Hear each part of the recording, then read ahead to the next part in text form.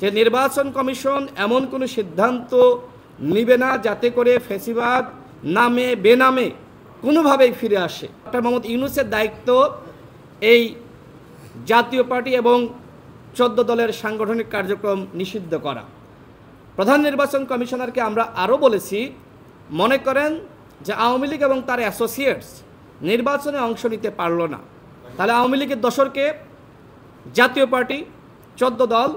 তো জাতীয় পার্টি তো সবসময় বলছে যে আগামী নির্বাচনে আওয়ামী লীগ অবশ্যই অংশ নিতে পারবে বা তাদেরকে নিয়েই ইনক্লুসিভ নির্বাচন অনুষ্ঠিত করতে হবে। তার মানে এই জাতীয় পার্টির আওয়ামী লীগের প্রতি মায়া মহাব্বত ভালোবাসা রয়েছে, যেটা জিএম কাদেরের বক্তব্যের মাধ্যমে বারবার আমরা শুনছি। এক্ষেত্রে জাতীয় পার্টি যদি নির্বাচনে অংশ নেওয়ার সুযোগ পায় তাহলে ওই আওয়ামী লীগ তারা কিন্তু আপার ভোট জাপাই দিবে। তার মানে এই যে আওয়ামী লীগ জাতীয় পার্টি রূপে ফিরে আসবে।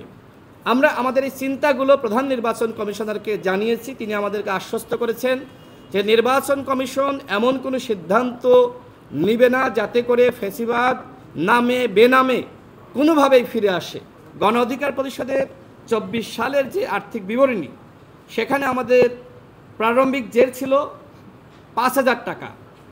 আমাদের আয় হয়েছে 2024 সালে 46,04,300 টাকা এবং আমাদের ব্যয় হয়েছে 45,96,88 টাকা।